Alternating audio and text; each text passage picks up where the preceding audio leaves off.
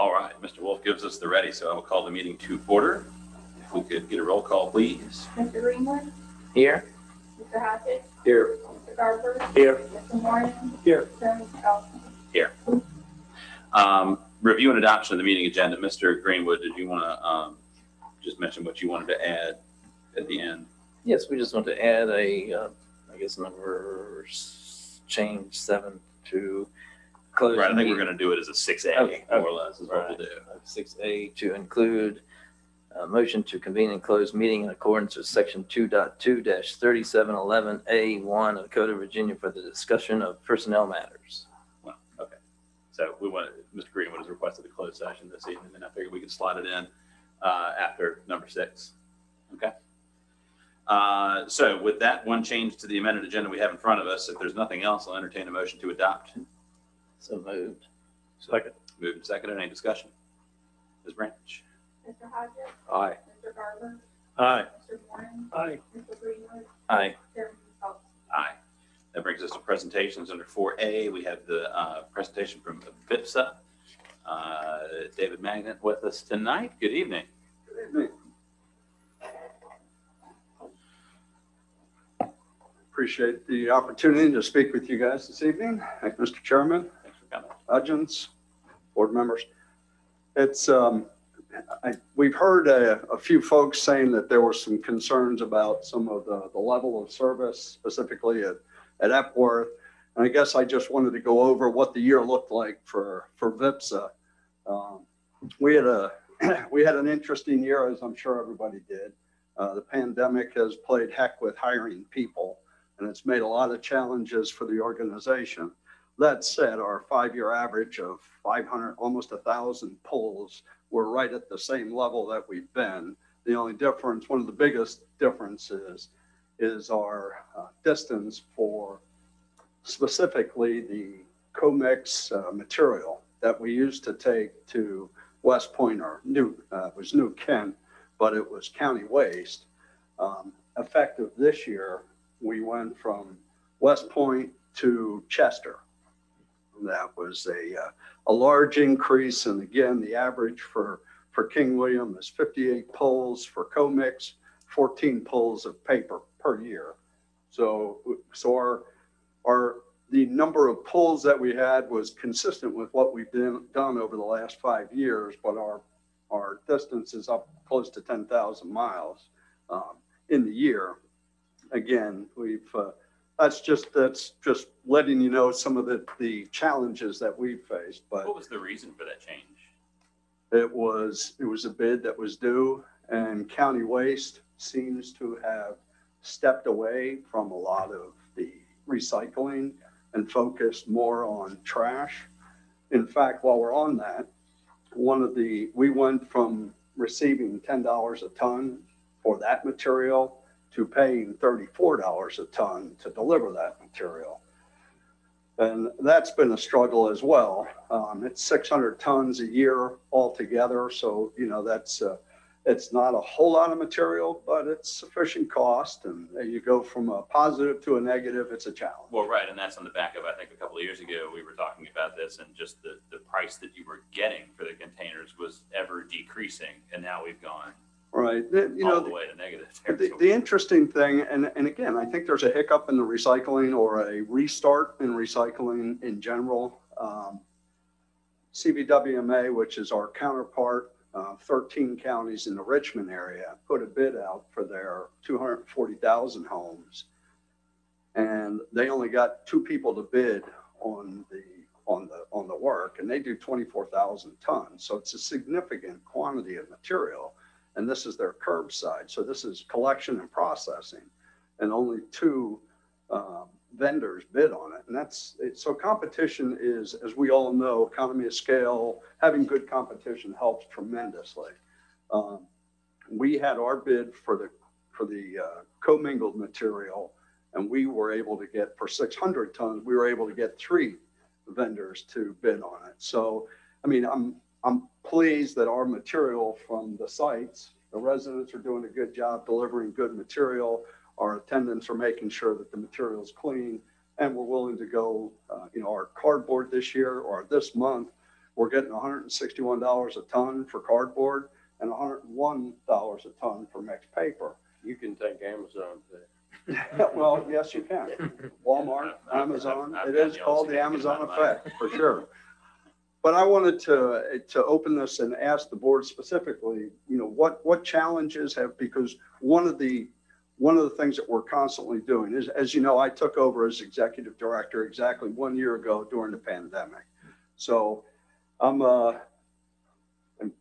married to a Six Sigma black belt, so continuous improvement is a huge thing in my world.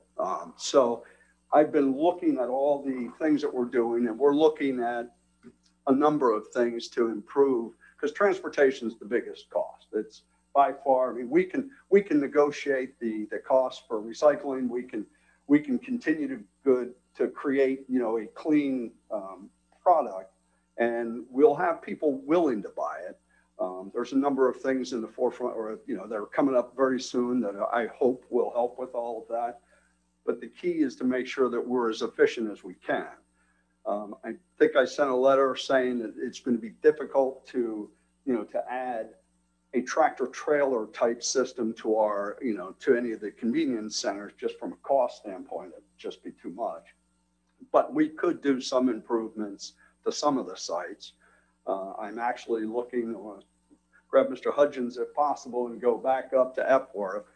I think I have some ideas for adding a second solid waste compactor. That would help with efficiency. I think the last time I was here, I mentioned that I wanted to look at combining some of the commingled material. Just for a refresher, commingled is plastic, glass, aluminum, and tin. We keep that in one container, mixed paper in another, and then the cardboard we do in front load containers. So unfortunately, it's a 20 cubic yard container with what they call a doghouse top on it, which gives it the equivalent value of about 25 yards. I looked at 40 cubic yard containers for better efficiency. Right now, with supply line and metal costs and fuel costs, these containers that we used to spend $4,000 are currently $14,000.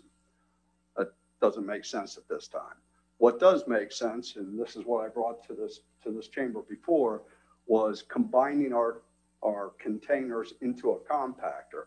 And if we find another site in King William, then we can open up the existing transfer site for VIPSA use, which we can talk about at some point if we can make that work. But we were able to get 3 containers into one compactor. So we went from hauling 3 containers worth from here to Chester to one compactor with material, and it was 5 tons. We might be able to get a 4th container in there. Again, it's all about efficiency. And I brought this up because I think in order for us to minimize your cost, our focus has to be on efficiency. So now I guess there were a couple of questions, as I understand. Yes, sir. Ed Moore from the 5th District. I was the one that sort of instigated you being here tonight. I had a couple of complaints from constituents, and I've noticed on weekends that Epworth particularly tends to be rather full.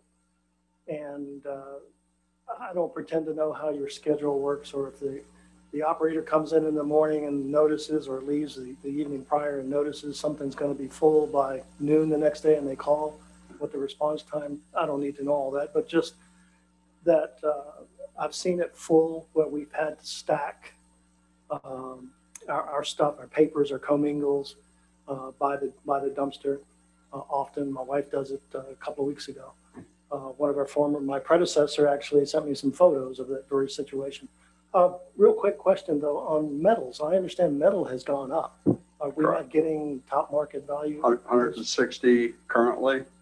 We have generated system-wide $100,000 so far year to date. Can we use some of that to offset costs? That's built into the budget, sir, and that is already reduced. We anticipate that number, and that's same thing with cardboard and paper. We anticipate over the last 15, 20 years, and reduces the overall cost for operating the system.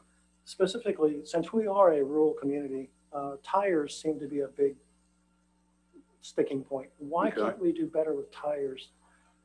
Particularly, I understand, I've never let any off, but I keep them for other things around my house. But people have usually more tires than the average city or county or metropolitan area. Okay. Can we look at maybe allowing more tires? We currently do 12 a year, which is the equivalent of 3 vehicles worth. If you want more, we can absolutely do that. What is the, We pulled 11 40 cubic yard containers. Each 40 cubic yard container, if it were all vehicle tires, would hold somewhere in the neighborhood of 400.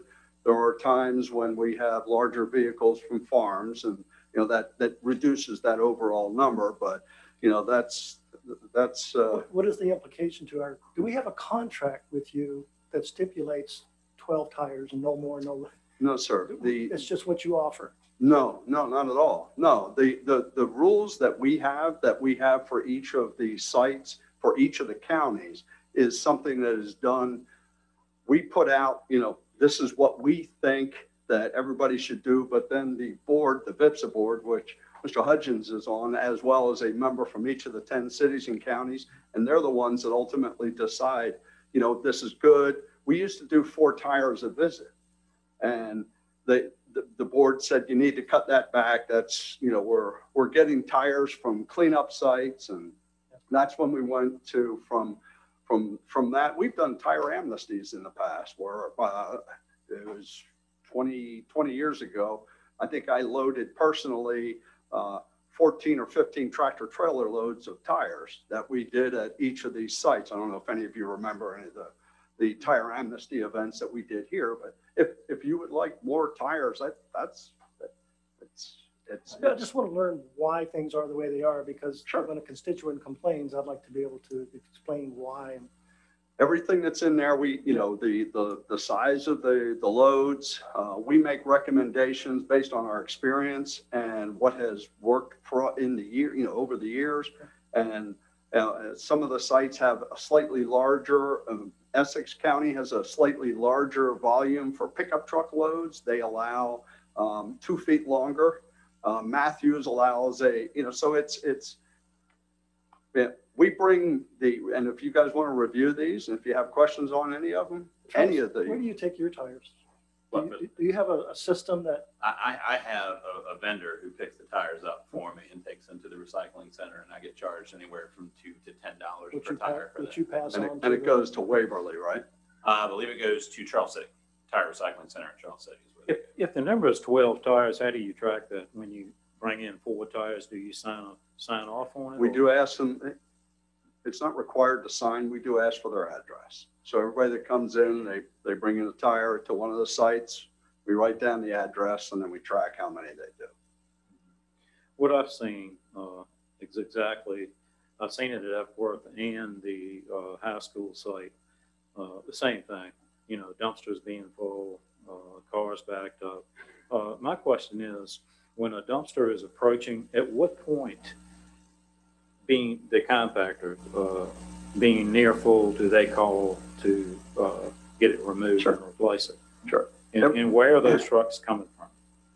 We have a field office in Shackelford. So that's where the vehicles are. So it's right there in King and Queen County. We have a vehicle maintenance facility there, and it's a field office. So the process, every morning, the attendant calls in, and they also call in at 3 o'clock every evening. And when they call in at 3 o'clock in the evening, they call in with their readings. The tire can's half full, the commingled is X, whatever the containers are, and however many full containers they have on site. As you know, the landfills are closed half a day on Saturday and all day on Sunday when we're all the busiest. That's when these problems. And we fill up normally 70 full containers Monday morning. So when a compactor at a transfer site hits 1200 PSI, the attendants call in. Doesn't matter what time of the day it is. If it's at a convenience center, the PSI is a little different. It's a different horsepower. That one's 1500 PSI. When they call, we dispatch, we have 8 trucks and we have 10 drivers, And, we work the system and we move the containers as fast as we can. We have, the recycling containers, we have 66 of those. We have a significant number of the compactor cans, but they fill up. And when they fill up and we don't have any place to take them, now I will say, I'll put our sites about cleanliness, and yes, you'll find it occasionally. We do, I can't get the trucks everywhere. We have 16 sites on the Middle Peninsula that we serve. So it's Essex, Matthews, Middlesex, King William, King and Queen, in Essex. And we pull those as fast as we can, but containers fill up. And on the weekend, one of the issues is we have to pick it up, set it somewhere because we can't unload it. And that creates another time, another pull situation. But again, back to the Six Sigma, we're working constantly on trying to come up with better ways so that we can minimize that. One of the biggest, I'm getting ready to do a survey to the residents, asking them, what are your biggest frustrations when you come to the site? We want people to recycle. We want people to come, and we want them to enjoy the sites when they're there. But if they're frustrated because every time they go there, the containers are full, I can tell you that 7 years ago, we did we were trying to, again, maximize our efficiency by making sure the containers were at a certain level full so that we're not carrying air down the road. And, so we said they have to be a certain level. And what I found is it's frustrated people. And I said, well, there's a fine line between being efficient and being, a site where people want it. It's not going to do us any good if people stop recycling or they stop using the site. So I agree. I hear what you're saying. Again, it'll help if we can, start combining those things because for that particular thing. But the trash is still, we need to work on being more efficient. It is a challenge when those sites, because everything that comes to one of our sites has to go off that site. It is a just a switch yard. So we should work with Mr. Hudgens on tires, quantity of oil, batteries, things of that nature. I'd be happy to give you guys, I'll send you all I'm sure you've seen the operating rules, but it's a pamphlet that is very, very clear on what you can bring, how you can bring it. And if you feel that you want to increase the levels, that's fine. Can you take tires to Epworth? You can't. I don't think you can. I don't think so. Well, Does it? you could, Epworth doesn't accept tires, do it? I Well- know they don't accept motor oil. right. Again, we can put tire containers, wherever we need them. Well, if you're filling up Central Garage, maybe the best thing to do is put one at Epworth and spread it out. The other thing that I know we've been after since I've been on the board is hours and days of operation. I don't think we've ever gotten a good answer. It's why we cut back, or the board cut back several years ago at Okay. Epworth and your place, Travis? At, DFW Road? And we talked, I talked with Bobby about that and provided her the cost. I don't know if, I'm sure Steve has them, but we offered the price. We were ready to roll, for FY21. FY22 is going to be a little bit of a challenge because right now, starting those hours, but I can see what I can do about, I'll send you the price again and, so you can see what the cost would be. It's, I've got that. Yeah, It was in our budget. Well, the thing was, it wasn't in our budget. We looked at the numbers and we didn't see how we could put it into the budget.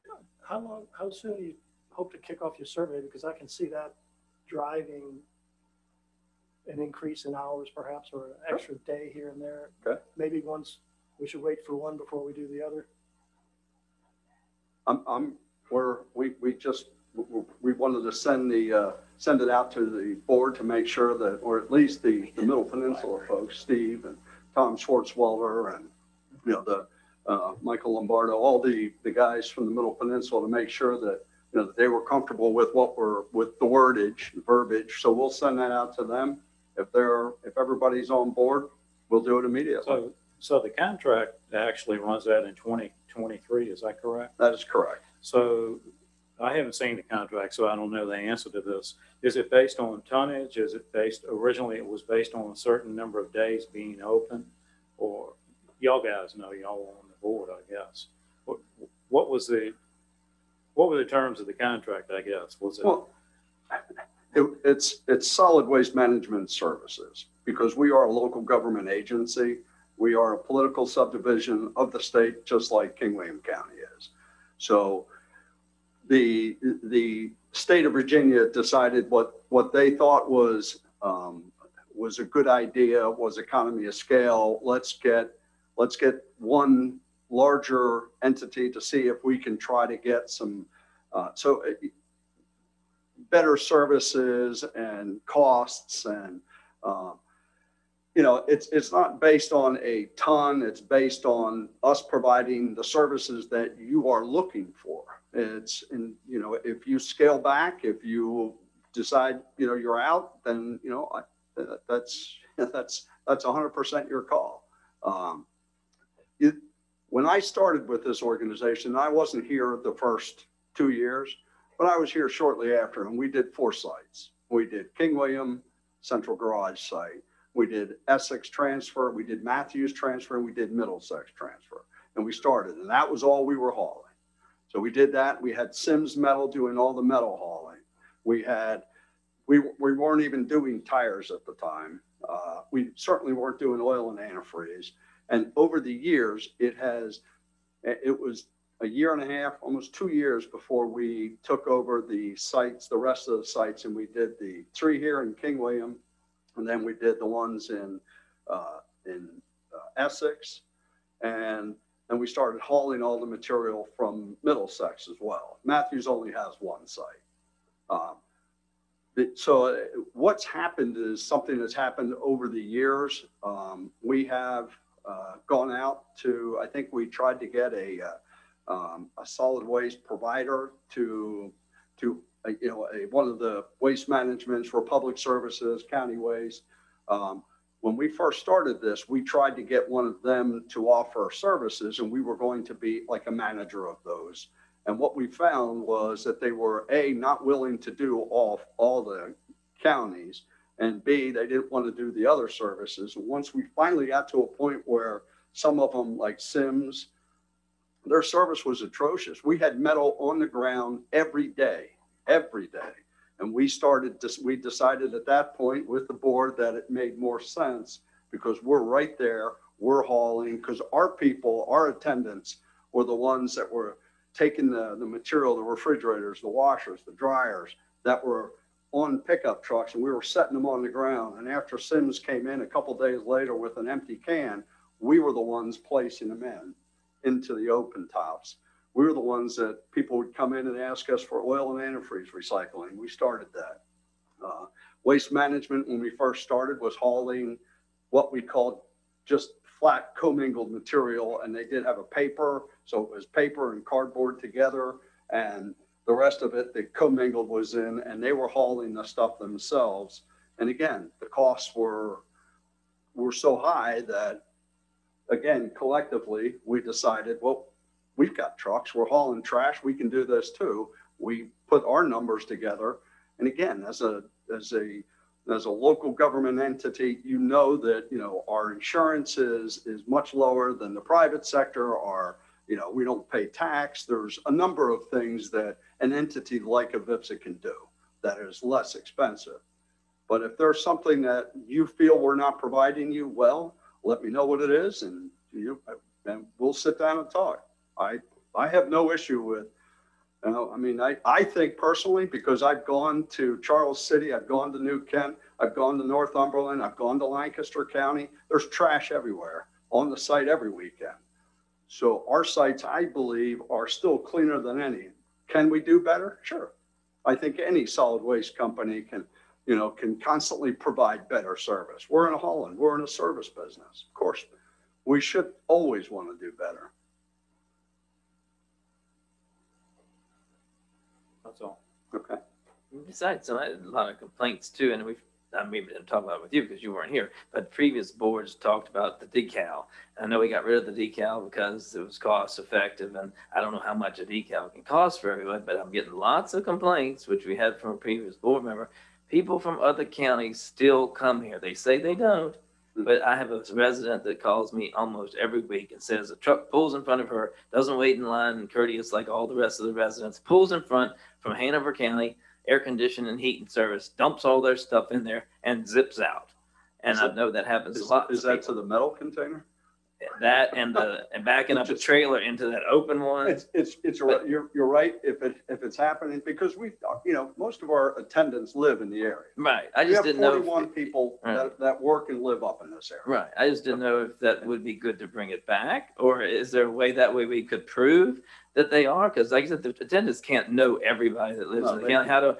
They don't ask for licenses. You don't have enough staff to do that. Well, they're supposed to say, they are supposed to attend. And that's the word, attendant. They're supposed to attend. And if they're, I've never seen that at any you've site. never seen them ask? Unfortunately, but I have asked, and like Mr. Warren said, I asked about the tires one time, and the lady was she said I could bring 12 tires. So I went up to Halls and took our tires, but I didn't know that in advance either. And then I didn't know, because I asked a question about the co-mingled recyclables. You can't put any kind of plastic container unless it has a neck. Even though it has a number 2 or number 1, they don't take them. It has to be a container with a neck. That's what they told me. So I don't know. Number 1 and number 2, shaped like See, a. that's something new too, because they said it had to be a bottle with a neck. So hopefully in Cumberland County, I'm not sure if the state has offered a $150,000 grant for an organization. They're out of New York. They're putting $31.4 million into a facility that takes plastic 1 through 7, with the exception of 5, which is PVC. It takes that material, breaks it back down into its original block, materials, and to reuse in that capacity, or it's a fuel derivative. So I've asked for the region to give us a tour of the facility. They're starting. I'd like to see where it's going. I personally would love to see something like that. If we could get something like that in this area where we could move all that plastic, recycling's great. It's reusing, but it's reused once. 90% of the plastic that's used, you get the 1, 2, they break it down, they break it into a pellet, they reuse it. And in most cases, they make it into a rigid plastic or a harder plastic. And that's more challenging to recycle. Whereas if it's something that's broken down into a fuel, it's reused. The oil is, and we know right now, oil prices are on the mark. They're going up all the time. We're all paying more in fuel. So, if we could do something like this in the region, that would be fantastic for the state. We do try to stay on top of the issues. I'm happy to talk to you guys anytime. I'll come to every board meeting. You can ask whatever questions. We're an open book. We're just like you guys. We're a local government entity. I think I wrote in the thing that I like to consider us just another department in each of the 10 cities and counties that we operate in. How often do you, let's call it, re-educate your site operators to make sure that they're all standardized? This year has been a little more challenging for us, but we do have an employee portal and we talk to them on a regular basis. And when we find issues, we do send supervisors out on a regular basis to try to make sure that we're complying with our own rules and regulations.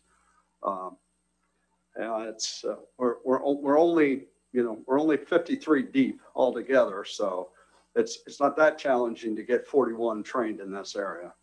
So, any other questions? So the only question that I've had that I've been curious as to whether or not it's an issue you've looked into or if it's one that we can explore is, we've talked about, it seems to be that most of our challenges with capacity or whatever that may exist are because of the ever increasing population around Central Garage, right? Correct. And we've got some subdivisions that are in there, fairly compact, dense subdivision. And that's putting a lot of pressure on the sites, obviously. Yes. Now, I know that in James City County, do you guys do curbside in James City County, right? Yes, sir. We don't. We actually have a contractor. When you mentioned vendors earlier doing it, I was wondering if that's the mechanism by which you got it done. But is that something worth exploring in Central Garage? Could that help alleviate some of the pressure on those sites? And then I guess, obviously the question comes down to, cost for us, cost for you. How would you have to tool up to make something like that happen? Or if we're using a vendor, what vendors are even out there? I know there's a private company out there right now offering the service, but I know also that they have challenges with consistency and things like that. So just something that, not looking for an answer tonight, but a bug in your ear about maybe that's something that we can explore in that area to help alleviate the pressure on those sites, because it's only going to get worse. And that site at Central Garage is there's not a whole lot you can do with it. We thought we had an opportunity to expand it, didn't work out. I'm not aware of really any other sites that we had that we could offer up in that near area to where a lot of that population center is. So that was my thought as I was kind of thinking about this issue. What are our biggest challenges with waste management in the county? And it's that area, and maybe that's a solution that we could explore together. Well, they do have solid waste collection, and maybe it's time to put a countywide, or at least right, or at least localized to maybe some of the subdivisions where it makes sense. It obviously doesn't make sense for you guys to be running the whole county, with curbside. That's going to be an individual homeowner probably decision out there, but. Right. So a number of what we do, we have contractors that we hire that do some of the work. One of them is curbside recycling. It's like the landfill monitoring here. We're almost done, knock on wood. So I have 2 counties left. This one in James City of the 10, and it's been a very long process but LaBella's done a good job. Previously Joyce Engineering, but they've done a good job. So that's one of the contractors that so when it makes sense for us to do it, we do it. We have the manpower, and we think we do the numbers, and we prove that we can do it less expensive than it would cost us to do it, to pay someone to do it. Then that's when we've done it. That's how we've operated. I like the idea, though. I will look into that. Yeah, something. Travis, is that something that you would consider, maybe the users paying a fee? I only have the vaguest concept, right? So I don't know that industry. I don't pretend to know, how they would structure their cost management on that. And I'm not even totally sure how it works in James City County. I just knew that they offered it because I'd seen their logo, but that's the extent. We do James City, Williamsburg, Coastal, and York. The current structure is, and this was 5 years ago, we did everything with 95-gallon containers, and it was just under $2 per home, which was great. One of the lowest in the country. Then the national sword hit. China started cleaning up their act. The contract was up because the current vendor said, I can't afford to do it at $2. I'm done. I'm out. That was County Waste. We rebid it. They bid it. So did Tidewater Fiber. The current cost that we're paying is just under $3 per home for collection and $95 a ton to process the material, which works out to just about $7 per home. Do the users pay that fee?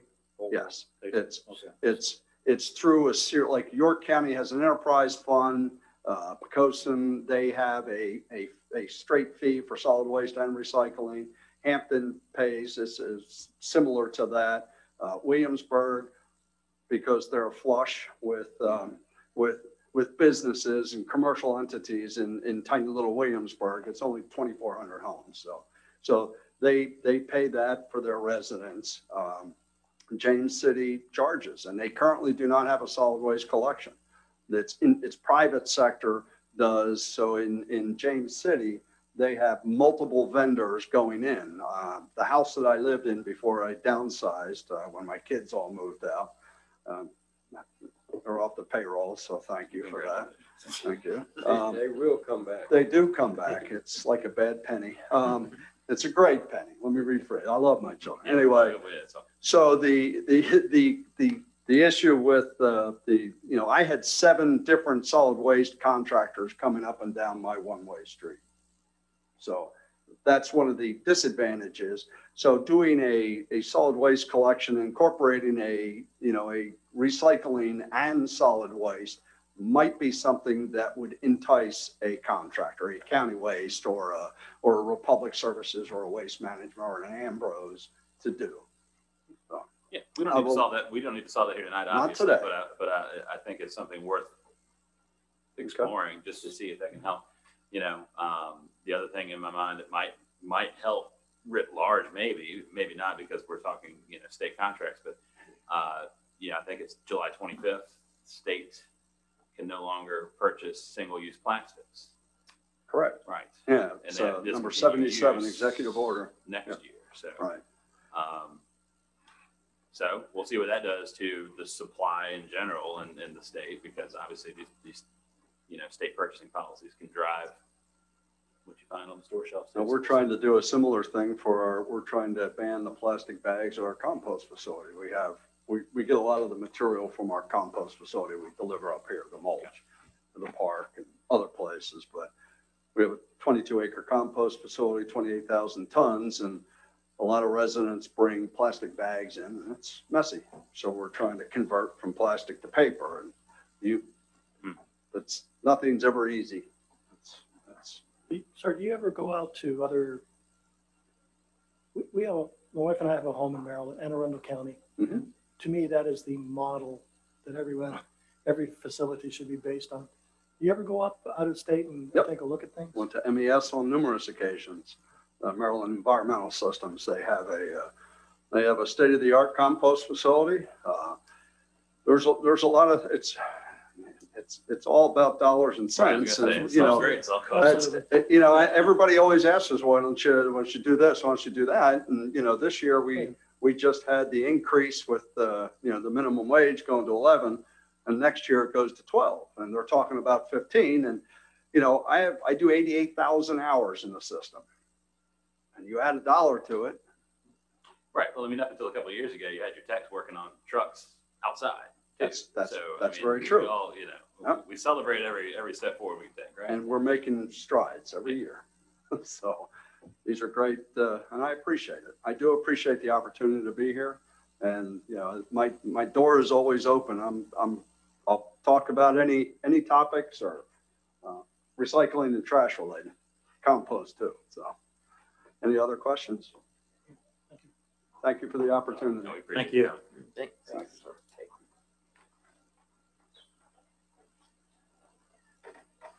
Okay.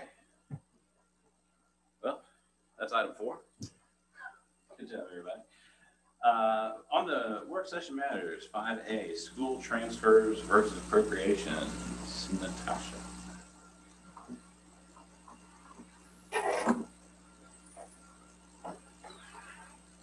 Good evening.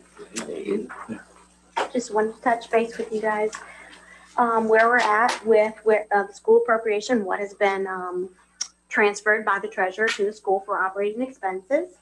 And the county has transferred a total of $10,269,546 from county operating account to school operating account to support the FY21 expenses. Fiscal year 21 total appropriation to the schools is $12,021,815. Based on appropriation, the school amount remaining that can be transferred to schools for FY21 is $1,752,279. And keep in mind that June 25th is when all the taxes will be, the first half of real estate 2021 will be coming in. So we don't anticipate that we should see any kind of a shortfall to meet the appropriation either.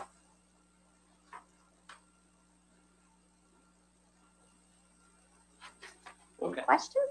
Great.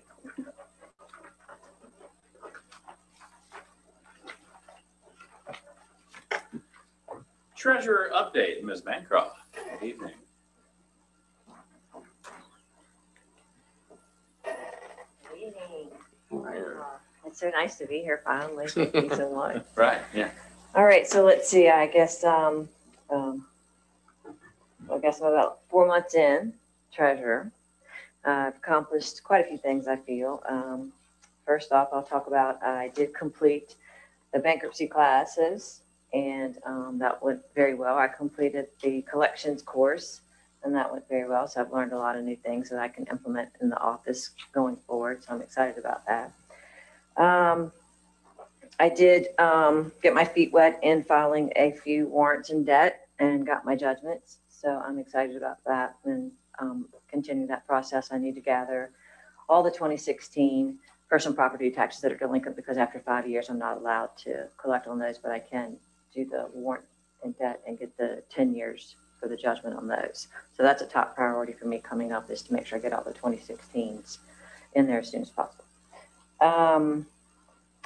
As of, let's see, personal property taxes owed as of January 31st, 2021 was $1,283,63.56. That excludes bankruptcies. I cannot include that in my delinquencies. Personal property taxes owed as of June 14th, today, $741,707.41. So that's, we've collected $541,356.15 in my time here so far. I think what's prompted a little bit of that is I did have an ad in the Country Courier placed for the tax sale via the Taxing Authority of Virginia. They typically would post that in the Tidewater Review, and they asked me this year, where would I like for that to be posted? And I said the paper of record is the Tidewater Review. However, I wanted it in the Country Courier. And so in doing that, it drew a lot of attention. We had a lot of folks call, a lot of folks came in, they wanted to pay on the properties. We got a lot of money from that. We had some folks who got scared because they saw it, and I think they realized that their relatives are delinquent in theirs, and so they've started to pay on theirs as well because they don't want it to go in paper. And so I will be looking to put more in the paper. So and I will continue to use the Country Courier. So that seems to be the most effective. Real estate, well, let's start with personal property delinquent letters were sent out April 20th. I had a deadline of May 30th that I wanted to have those caught up. If I did not get those by May 30th, I placed a DMV stop on every single person that I could. So that really seems to be very effective as well. So we will continue to do more of those. I stand very firm on those DMV stops. I do not release them unless you have paid all your taxes. So I think that's been a big help as well in getting that collected. Let's see, what else? Real estate taxes owed as of December 31st were 500, and this is for the years 2000 through 2017. We could only send to the taxing authority those which were 3 years past due. You can't send any if they're not at least 3 years past due. So for 2000 to 2017, as of December 31st, the amount was $597,353.56. As of June 11th, for the 2017 timeframe, the amount owed in real estate, $455,884.99. So that is $141,468.57 in collected on that. Now, as you know, the Taxing Authority of Virginia is handling the majority of those, which is, like I said, if you're 3 years delinquent, those were all turned over in November of 2020. So my main priority is the personal property taxes right now, because the time frame to collect on those is a lot less than on real estate.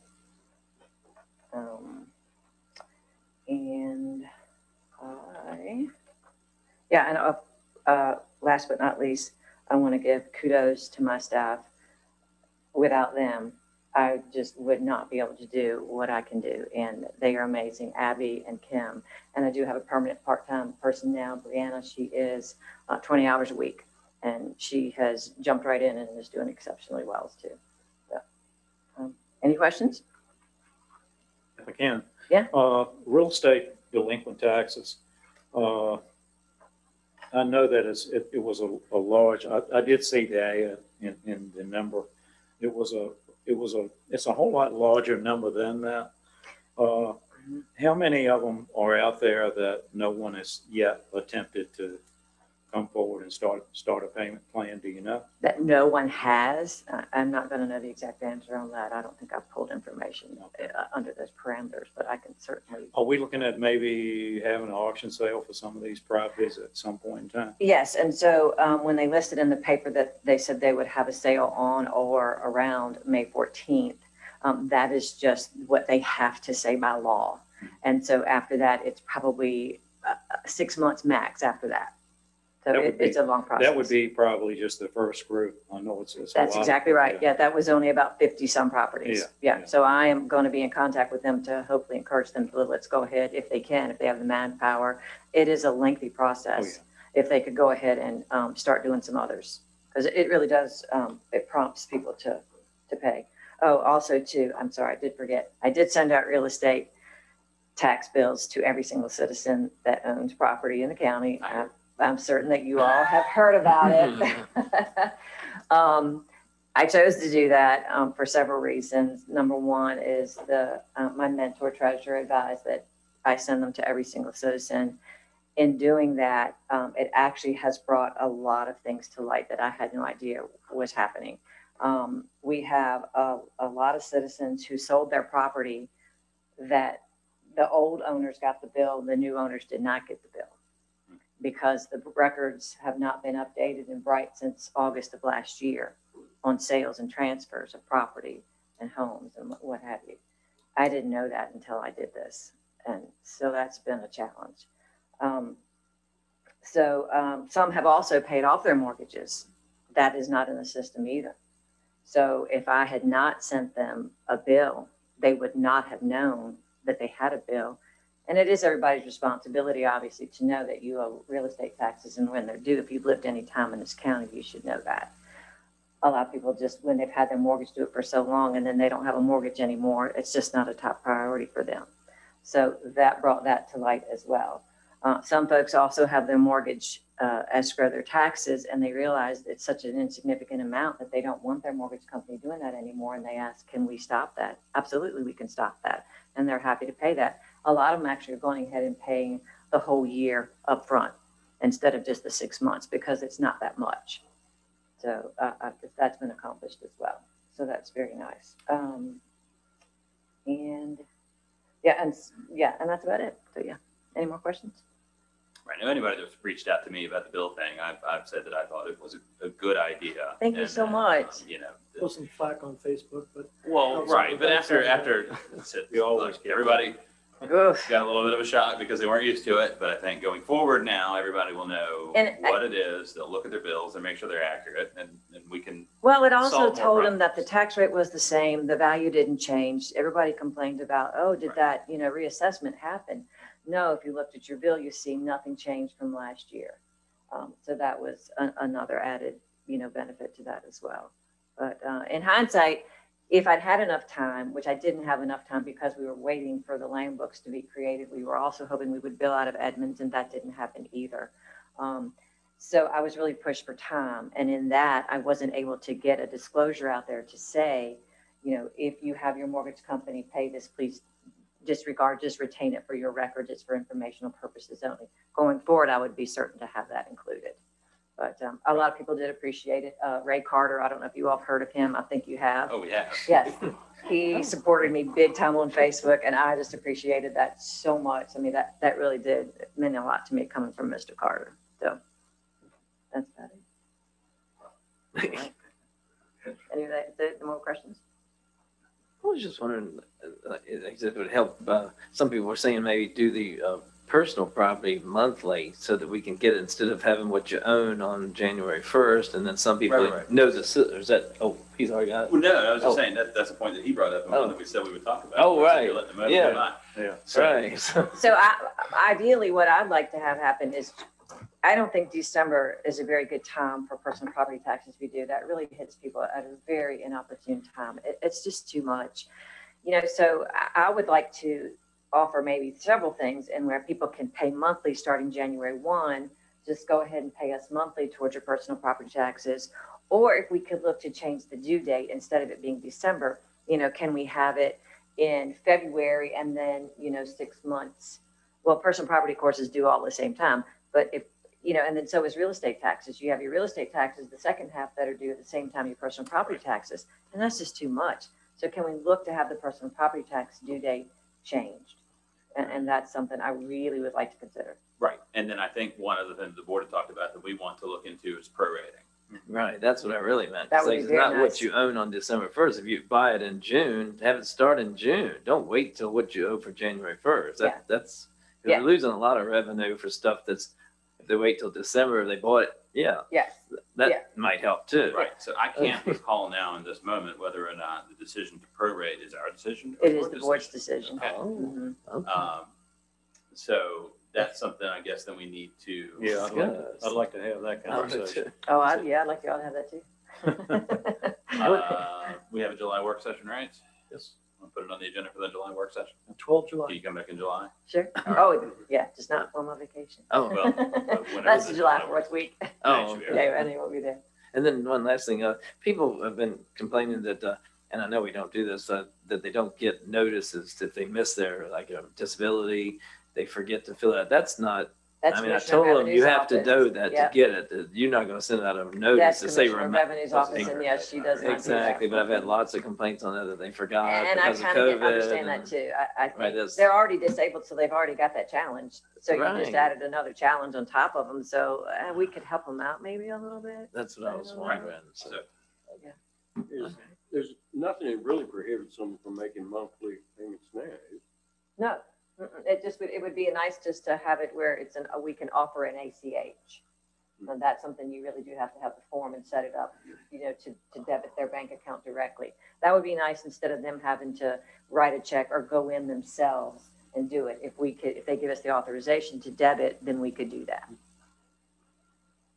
So, something else to think about. 12 July. Well, I think we would generally be in favor of that. So let's distill again what actions need to be taken to do that.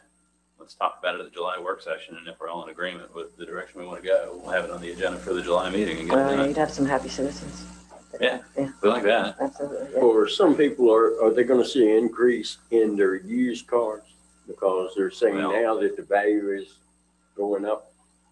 Again, that's a commissioner question. Yeah, that is commission. She's in charge of making sure they pay. That's right. just take the money. I like that. But yeah, I mean, the commissioner did advise us to expect that there will be, on average, I think about a 10% increase in used car value. So you'll get this one, Gulf too. Yeah. Because we all get this one. It's good. It's fine. Alrighty. Is that it? I think so. Thank you so Thank you. much. Thank you.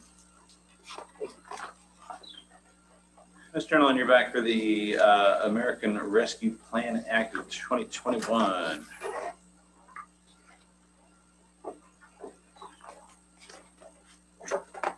So tonight, staff is seeking authorization from the Board of Supervisors to initiate the process to request King William County receiving local fiscal recovery funds in the amount of $3,330,798. Staff's intent is to prepare a budget to present to the Board of Supervisors for the use of these funds. All department heads can submit a request. Request will be compiled and presented to the county administrator for review and recommendation to the board. All expenditures will be paid from a specific bank account that will be set up to manage these funds. Staff requests the board to authorize staff to initiate the process. Could I ask a question? Sure. Is this amount of money including West Point, or is West Point separate? I know that West Point, you had sent something out earlier about. they are separate. They are separate. That's what I thought. Okay. And the schools actually have a separate amount coming to them also. Because my next question is, do we know if the schools are, after what? The schools are getting a separate,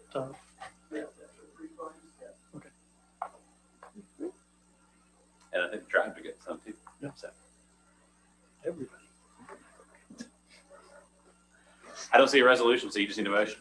Yeah, I didn't think that a resolution, I really just wanted to make sure that everyone was in the same understanding that we were going to start that process, reach out, it's a process with the U.S. Treasury, and just didn't feel like clicking that button until I Right. definitely knew everyone was on board.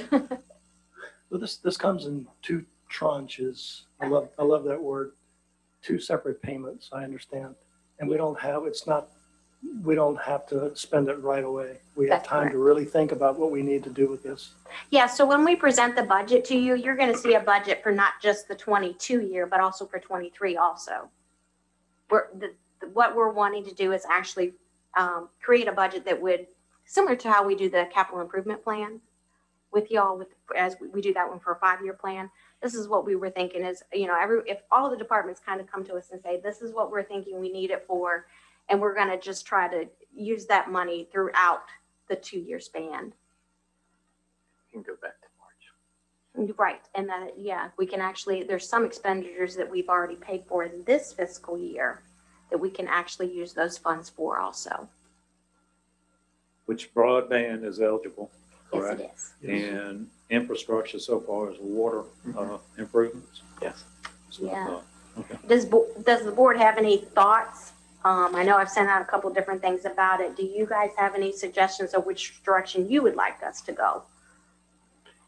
I'm pretty sure I can speak for Mr. Moore and say that he and I would be interested in seeing how much bang for the buck we can get for broadband.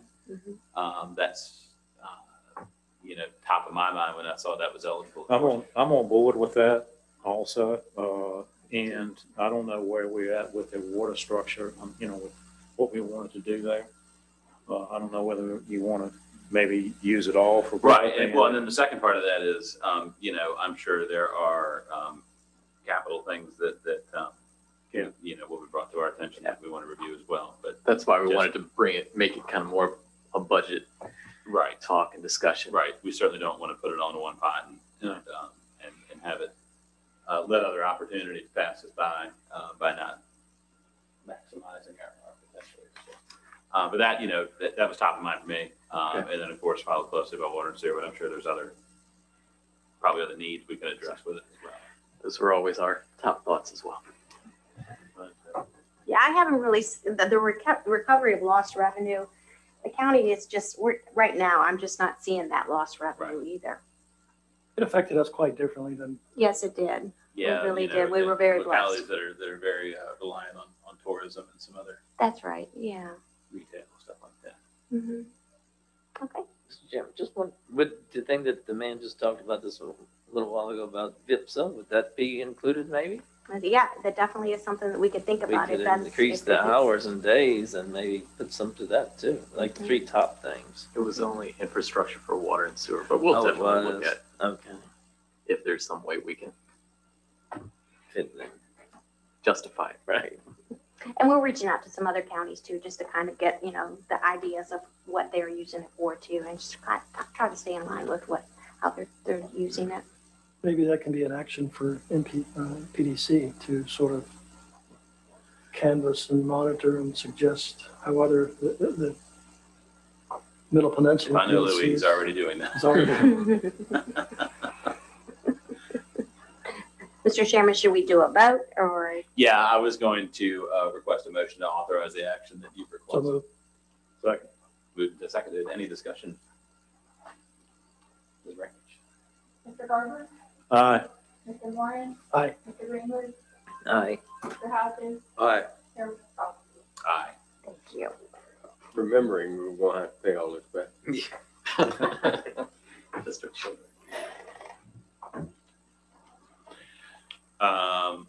EMS report. That would be, yeah.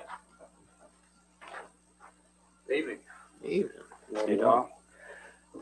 Just quick rundown for you guys of some things going on around the firehouse. Our COVID policies are remaining in place for our personnel while on duty. Just because our workforce is so small, we couldn't handle a breakout there, and not all employees are vaccinated. So during the recent short-term fuel crisis, we made some partnerships with the local businesses around that supply fuel, which really is more or less just opened up communications lines with business owners and some of the higher levels for those companies to try to have a baseline for communication in the event that we were to have another situation that was longer term that would affect us. The fuel and water and electricity tend to be major issues in rural counties, especially if you have a catastrophe or a storm or something like that, which was isolated. Thank God it was only to fuel for a very short period of time. And it also opened up some conversations with the department heads in the county to figure out what is our plan, what are we going to do if this occurs to us in the future.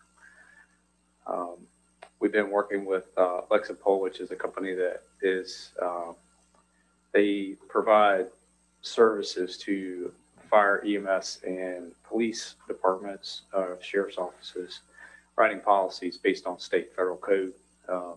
And we've produced and released 32 policies so far. We have 100 and I think it's like 140 total that we're going to be releasing in a whole to the department, all based around federal and state law. And well, it does include, you know, the NFPA, OSHA guidelines and all that stuff. We're really excited about that. It's really helping to clean up some of our policy stuff in the field, and is improving our customer service even more. I don't know how much conversation you guys have had with other entities about the state changing their repository for EMS reporting. They're changing from Image Train, which they've been with for over 10 years, to ESO. We were notified in April-ish via email. We're changing July 1. So what that did for us, I was already looking at a way to combine all the different services we're using all around to try to make the electronic stuff for the department more streamlined, a little more cost effective, and more of a one-stop shop instead of having to call 20 different people for everything we're doing. And ESO, believe it or not, I had looked at them prior to this, and it just kind of got backburnered because of all the other stuff going on around us. So when the state decided to do that, we also were given the option to purchase with contract pricing on all of their software and all the things that they do. So we looked at combining all of our services together. And so when we did that, we were able to eliminate a third party in the middle of a third party situation. So we're not having to go through two different vendors to write reports for the state and for planning with the Office of EMS. And it's going to improve our scheduling, our employee tracking. And we were also able to bring under the umbrella by putting all this together for around the same dollar figure that we're doing in totality for all of our software. Just for King William County, we were able to reach out and offer that robust system to both of our volunteer organizations. And they all have agreed to join on and do that. So in the future, they still have their independent agencies. It won't affect their licensing. However, they'll be able to report underneath this with the fire reporting. They automatically dump to the state, where in the past we had to go in every month and dump them, clean them all up. With their system takes care of all that stuff for you.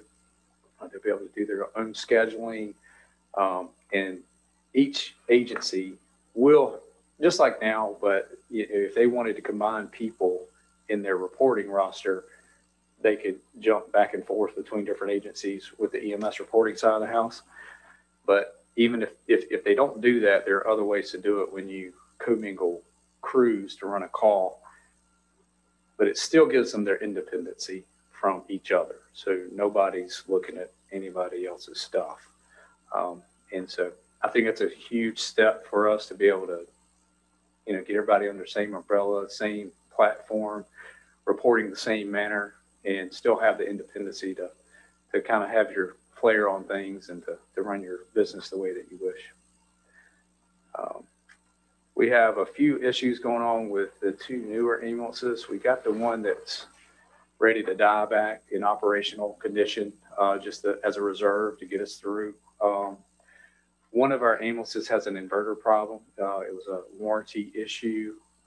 Something went wrong with the wiring module on the chassis going to the inverter. So it lost power coming to the inverter. Anyway, it's fixed. It's supposed to come back today. I haven't been by the firehouse to see it. They picked the other one up, and we have a brake power distribution issue where it's overpowering the back brakes on the ambulance.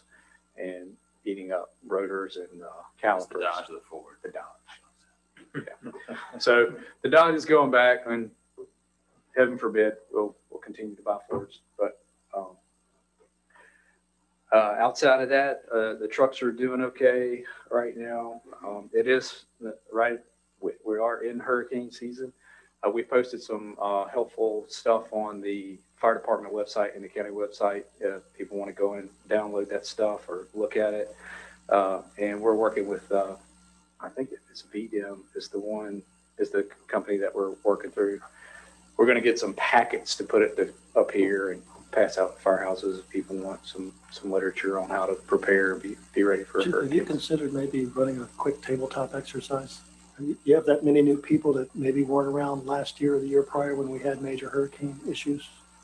You mean for like the department heads or in the firehouse? Yeah, just again, a tabletop exercise to make sure that your procedures and processes are.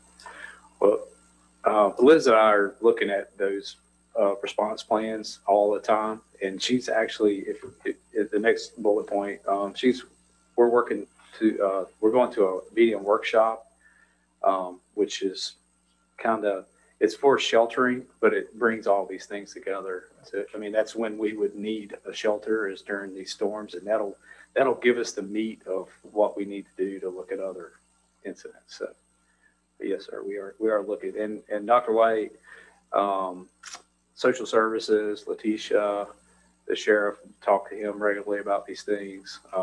And Steve, I think, is actually is participating in this workshop. So, and the last bullet point that you guys don't have, we've been talking about the smoke detector program, it seems like for a year now. But Nestle Purina officially made a donation this morning to us in the amount of $3,000, fully funding our smoke detector program. So we'll be able to make smoke detectors available to all citizens. There is a form they have to fill out. And there's some guidelines that'll go along with that. And so they'll fill out a form accepting the smoke detector, and then we have a release of liability form. We'll be providing the smoke detectors to all the fire departments and replacing them as they get them out. So once the form comes back filled out, we'll get more smoke detectors. And then I'd like to say a great big thank you to all of our volunteer organizations around. It's been a tough start of the year. We've been super busy, and there's, it takes a village, and it's been tough, but we've been doing really good as far as rolling into summer. Part-time workers start to kind of fade out, So it's tough for everybody right now. I think Richmond released something last week that their budget's expected to incur like an extra $350-something thousand just in overtime to cover holes. So buckle up. Yeah. And that's all I have. You guys have any questions? Sir, your statement about not all personnel have been vaccinated, is this appear to be a personal choice or just opportunities lost? It's a little concerning that EMS personnel are not going to be vaccinated. It's 100% personal choice.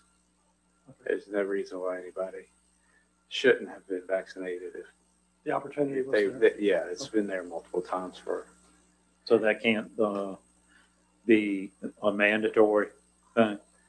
It gets in a really steep I know it was just a court case decided in favor of the That hospital. is as much as I think that's probably a not well thought out decision. We already have staffing challenges.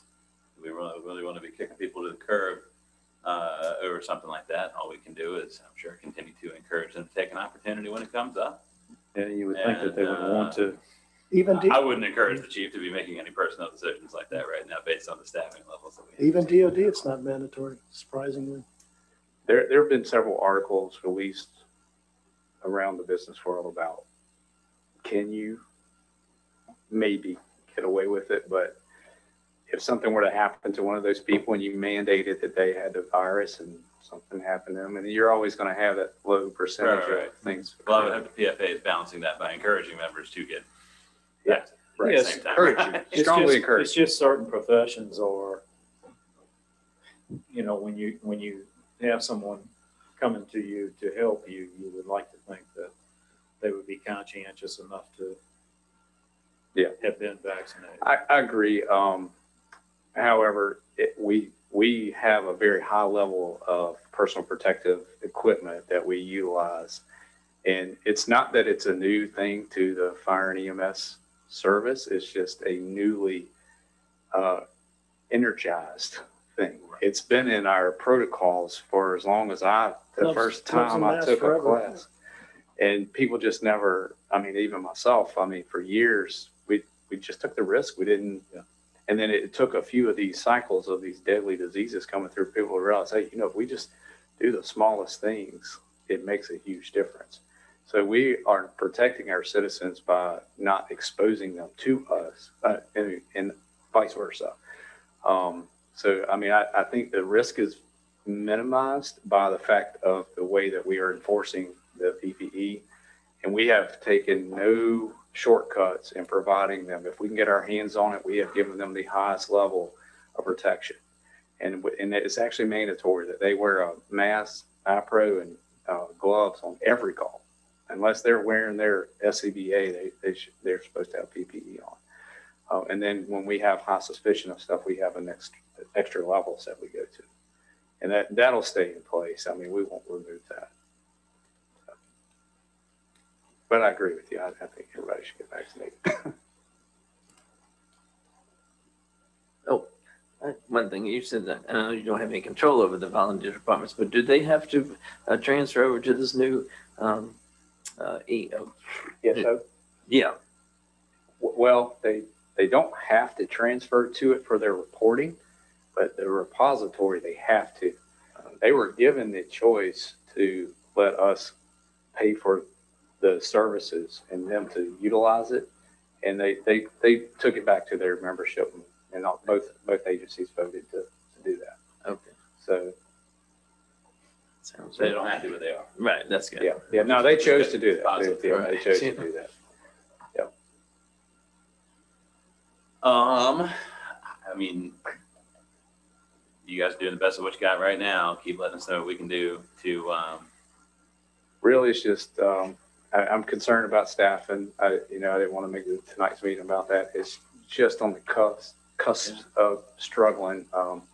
Just we can't, even though we're waiting on that SAFER grant, we don't need to forget that we got to make it through this year. And so trying not to overdo things to stay within budget, but that's it. All right. Well, thank you, guys. Thank you. Thank you.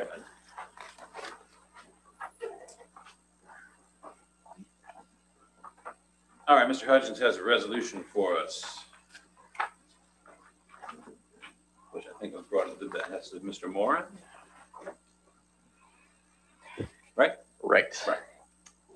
So we are asking that the board consider this resolution 21-40, recognizing and honoring the King William and West Point High School graduating classes of 2021 for their achievements in the face of adversity and overcoming all the additional challenges of this past year due to COVID. I think everyone is aware of all the links that everyone in the school systems and all the students have had to go through in the past year.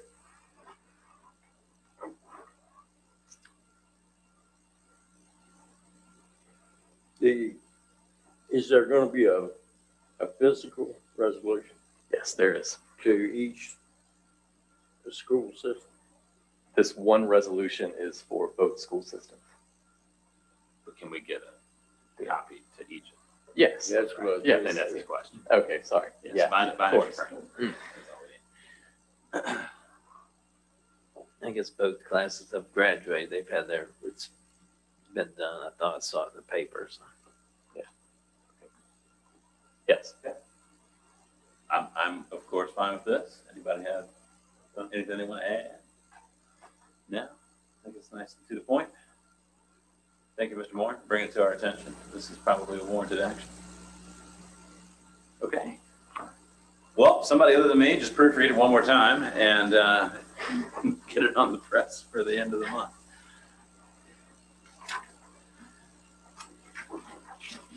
Okay. Good? Good. Good. Now we pivot to Mr. Wolf for an Edmonds update.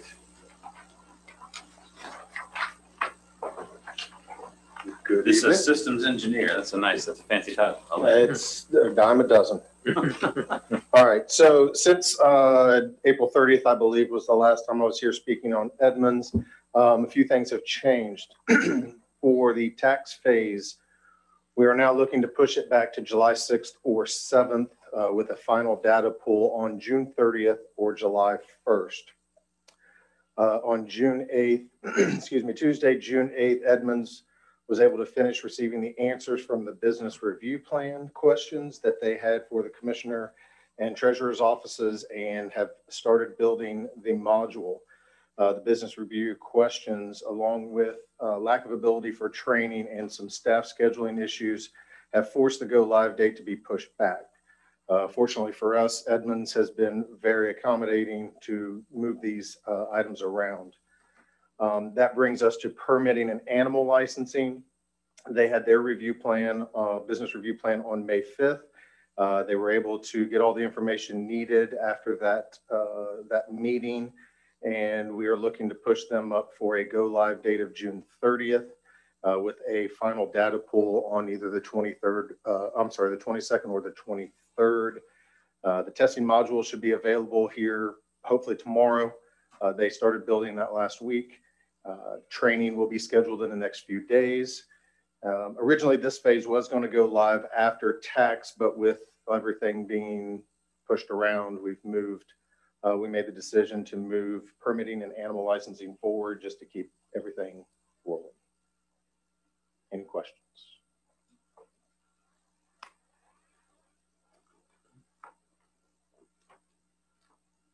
No, but I know this has been a challenge. Thank you for, yes, steering this ship to this point. Let's get it into harbor. Yes, sir. All right.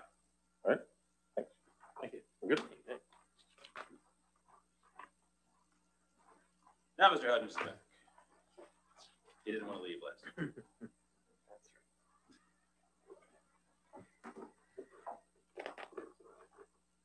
I would like to discuss and get your consent and understanding of an organizational change or continuance, really, to hire another director of operations to add that into the next fiscal year budget.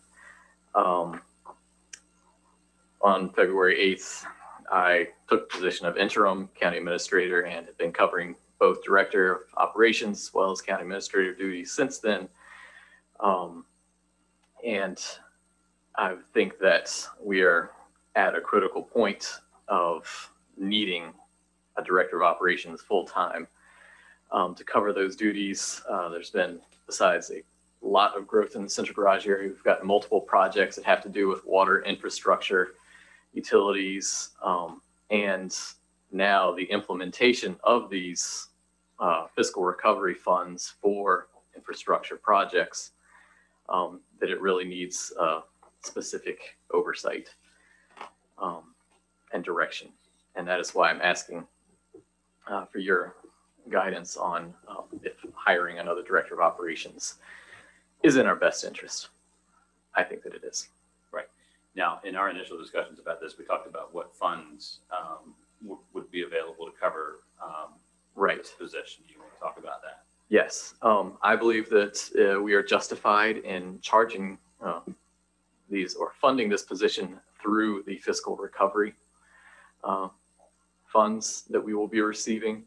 I think we can make an argument that it's part of infrastructure implementation and oversight of those funds. But I think our most clear-cut route to those funds is that we are allowed to raise staffing levels to match what they were before the pandemic. And even if we were not, and in the future, able to fund through that, then it would be coming out of Water and Sewer Enterprise Fund, not through the general fund.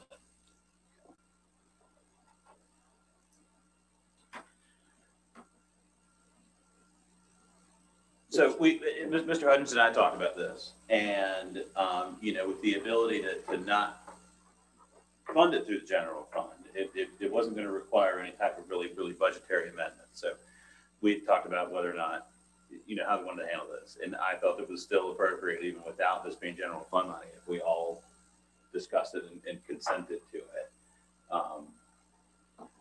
as a board, rather than this being a unilateral decision made at the staff level. Now, having said that, I have heard his reasoning for it. I support it. I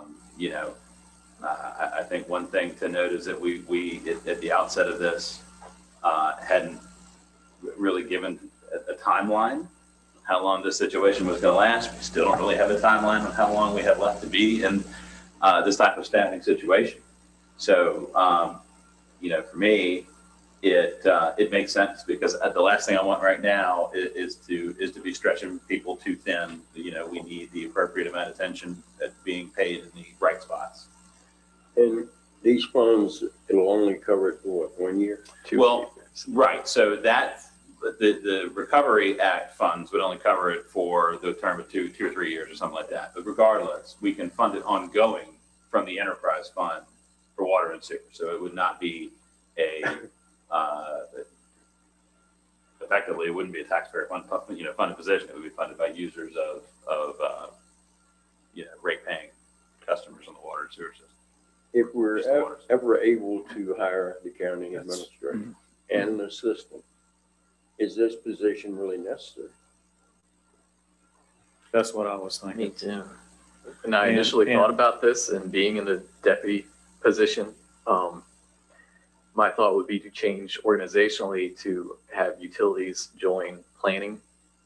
And I've talked with our director of planning about this, and we, in initial discussions, thought that would look good, or thought that would work well and be efficient. But the more we've discussed and the busier her office has gotten, even though it is approaching fully staffed now, right?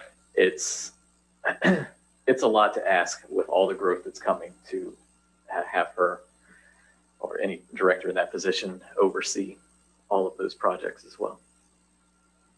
That was my concern too. But other than the fact that we are going to be hiring another county administrator, and hopefully that's not going to be too far down the road. Maybe we should step back a little bit, because the new county administrator will have to be working hand in hand with this individual. I don't know where we are with the county administrator deal either, so it's just something to think about.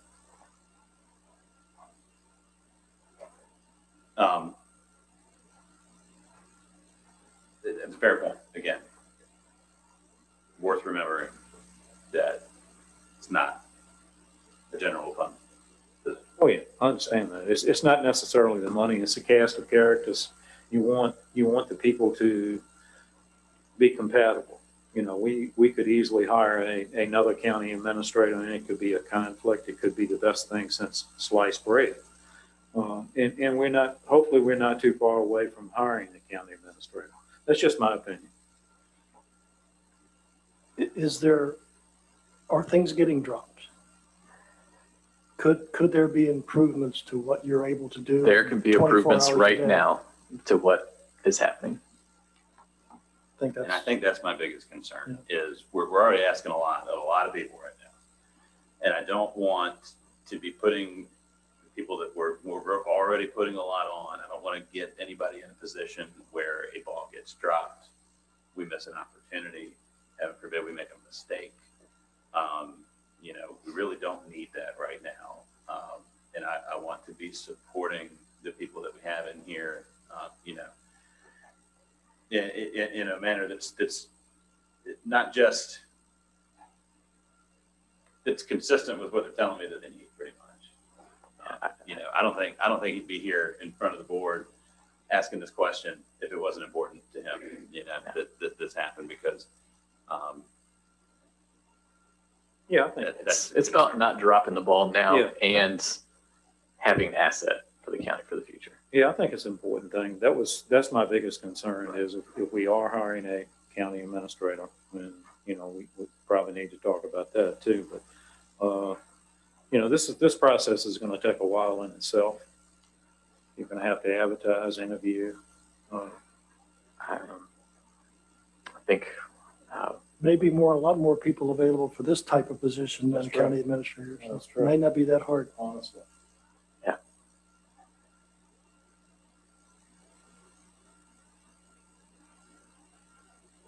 Anything from this side of the room? That's, I agree with Mr.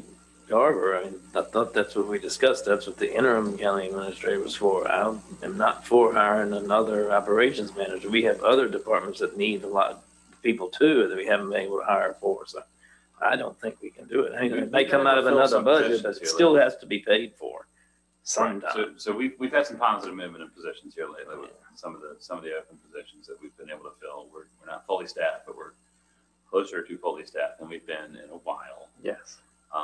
So that's good. Yeah, it might be good. Like I said, when we took office 12 years ago, we got rid of the assistant county administrator to save money. Now we're bringing it back. So we're like backtracking. No, we didn't. They were already gone. Well, Terry Hale. well, She's been now, gone for 3 years. but still. Has to be paid for somehow. Understood. Bill, thoughts? I'm hesitant, of adding another position. I really am. Especially with the two. And we already know with the county administrator that price tag is going to have to go up. I know initially we're not taking it out of general fund, but at some point it will. No. Don't, never? No, that's the whole point here, is that what we would do is we would up front, we would pay it with the ARA funds, right? And then once those were expended, we would have sufficient funding from the enterprise fund, which is the fund created by the rates that are paid to cover the position. So it would not be a general fund position. They've remained unchanged. They remained unchanged this year and For this have remained year, unchanged for a number of years. They could conceivably be raised. Yes, they haven't been raised in a very long time, but I think they were on the high side 5 Right. years ago. But that's not what we're proposing here. No. I mean, Right. We're not Looking- necessarily identifying a need to do that. We're Looking just in the saying, future. sure, but I don't want to have people walking out of this room saying, well, the county's going to raise the rates. That's not what's going to happen. All right. Is the salary range correct? Correct. Mighty close That's to a the big- county that's a big administrator. difference. I was thinking it looks a little high. Yeah. All the directors, top end. that's the the top end, yes, but we would not be, that's not a salary entry range. That is career 25 years later, they could be at the top. You're saying it is necessary. Yes. I can go along with it under those circumstances.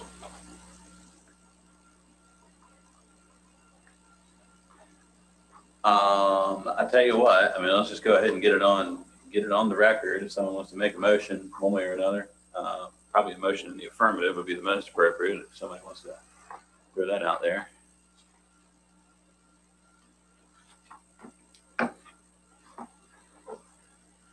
Can't do nothing with it until we do, and I'll make that motion. Okay, so we have a motion to approve staff adding this position. I'll second. Motion seconded. Discussion, any more than we've had? Just want to go to vote. Mr. Ringwood, Nay. Mr. Hodges, Aye. Mr. Garber, Hey, Mr. Moran, Aye. Mr. Chairman Sullivan.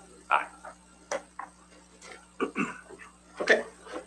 We'll go through 6. We'll do the request, and then we'll do 6A, which will be the closed session. Mr. Green, do you have that motion ready? You did. All right, we'll start with Bill. If you had any requests for future topics of discussion. Yeah, the only thing I can think of is dealing with the split levy. And we need to satisfy that. Right. So Mr. Hudgens and I had a talk earlier today because it's going to take a little bit longer to convene that committee that we said we wanted to put together. So actually one thing that we said we were going to do tonight that I forgot about doing was look for volunteers. We were thinking of having a 2-by-2 meeting, 2 board members, 2 school board members and staff to go over the numbers and everything with West Point, or vis-a-vis West Point as the case was. So I don't think have we set a date yet, or we just, we no, have but two victims and basically, what's your availability this week? Could you please elaborate on what this is all about? discussing, like I said, Split levy reconciliation. right. So remember, we had determined that on the balance, there was no large over appropriation of funding to the schools. But when asked if there did exist on certain years over appropriations, that answer was in the affirmative. So we're still trying to sort out exactly what those numbers are, and West Point is eager to know how much money they're going to get from us. So we can't convene that group that we wanted to convene officially until the county attorney gets done doing whatever he wants to wordsmith on the resolution. It'll be another couple of weeks. West Point's starting to get a little bit antsy wanting their answer. So we were hoping to convene that meeting just as a one-off ad hoc to discuss with the schools those numbers and have something to tell the town. At this point, we don't know whether there is or is not. Well, I think there's some Or do we disagreement. think that it I think is? is the maybe at issue here. Is there still some disagreement between schools and us, or? I don't know if there's a disagreement so much as we just want to make sure that there's clear understanding, and if they do have an issue, that we listen to it. Put it on the record. Right.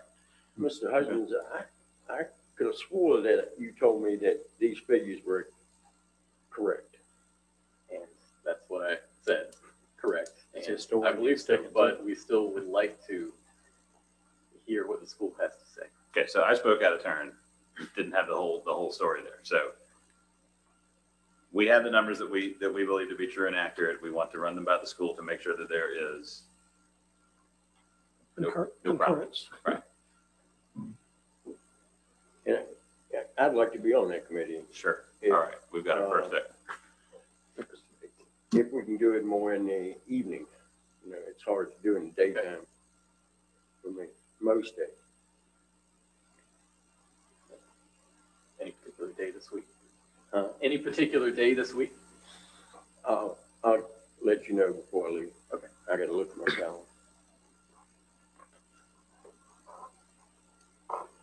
It might as well be me. I've dedicated like years of my life to the split levy. So why not another evening?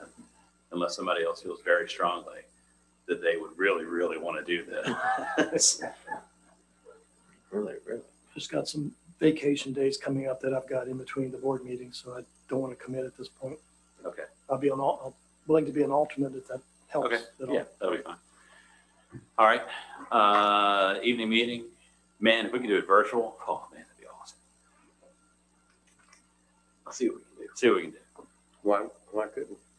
I'll see why not. Yeah, some of these, There's no reason not to, but yeah, in person. Personally. In person's always better, but I'm just trying to make it where it might be. It'll be a whole lot easier for people Yeah. to do it and do it on a night this week. we'll see what we can put together. Let's put some options out in the air and let's see where we think.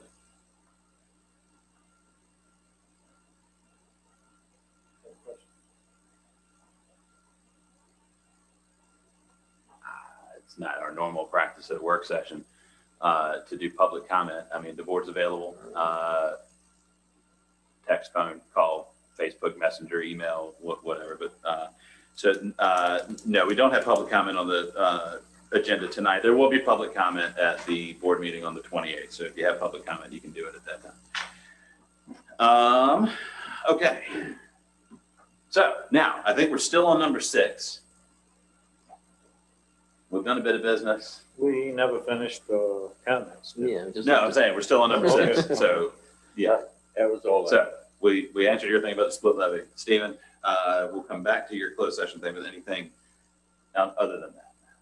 No, just I want to thank Travis for getting the system back up. And I noticed I've had a lot of constituents concerns that they can't get in. They get put in the waiting room. They're stuck there. They can't get in. So if you can maybe try to fix that, or that's the only thing I can see. And like I said, people, we've tried to get that sidebar turned off. I don't know if you can do that, because like I said, we shouldn't be able to see all those comments on here, because it makes it, I mean, yeah. Okay, thanks. I just normally leave it up. I do too, but like I said, it's not supposed to be shown. Okay, thank you. That's all. Well, I was going to mention again, having a conversation about prorating personal property taxes. We've already agreed to do that. I'd like to maybe get a report on the Sweet Sioux solar project, where they are. I do see that Mr. Chenault has cropped that property again, so he's got corn in it. I've been asked that a couple of times, and I really haven't heard. That's pretty. Late fall, Late fall. but I will try to. So when the governor extended the permits, how long was that permit extended for? I've been asked that question too. Do you I know? want to say 1 year, 1 year? but let me verify it. Okay. It doesn't matter. They'll just ask for another extension if they want it. They'll get it. We know. See Commerce Park Road Improvement Surety Bond, if you want to know how long the state. Well, that's another thing. It's That, forever. we need to maybe take a look, visit that at some point in the future too. Right. And I know that I told you I had that punch list and I forgot to send it to you. But it's quite a bit on it. I bet. Yeah. Yes, a couple of good things today. I spoke with Jimmy Carr, CEO of All Points Broadband. Great news all around. But first, we have to determine who's going to lead internet for King William in the future. The EDA has, I guess, officially dropped the oversight of the Quick Committee. And so I propose that this come under the board in some degree, if not totally, to move out in the future. But as far as what All Points Broadband is doing, as we know, they won an RDOF grant and their team with Dominion to bring fiber to the home down southeastern King William from 360 down. They recently also included the Pamunkey Indian. They have an agreement, solid agreement, which even bolsters that design. The high-level design is completed. They are petitioning the SCC. They don't anticipate any problems. They hope to have high-level everything by the end of the year and start bringing fiber into the home early first quarter next year. And this is not fixed wireless. This is fiber to the home is there to be as complete as possible. Even greater news is they've now formed a firm official partnership with Rappahannock Electric. So not only Dominion in the southeast, but Rappahannock Electric in the northwest sectors of King William. So we'll start working more towards the other end of the county. It's just as needy. And they have offered to come and present to the board. I offered them the work session on 12 July and the regular session on the 26th of July. We'd like them to come, or probably virtually, give us an update as to where they are at that time.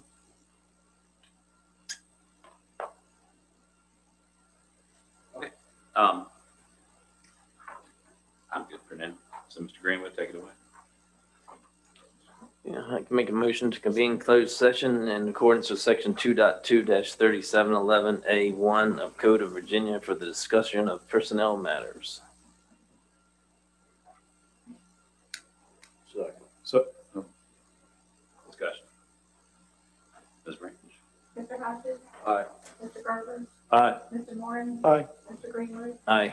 Chairman Scott? Aye. We're in closed session. We'll be back in just a bit.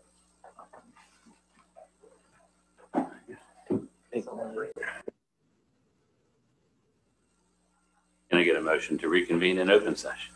So moved. Second. Mr. Garber? Aye. Mr. Moore? Aye. Mr. Greenwood? Aye. Mr. Hodges? Aye. Chairman Scott?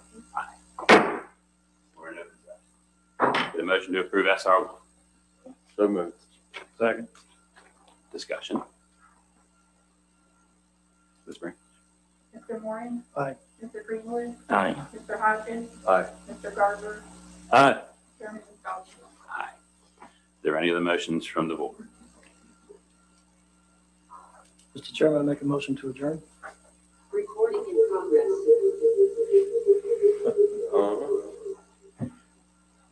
We have a motion to adjourn. Second. Second. Roll call, please. Mr. Greenwood, Aye. Mr. Hodges, Aye. Mr. Garber, Aye. Mr. Moran. Aye. Chairman Michelle. All right, folks. I did bring this just in case y'all wanted to make it work.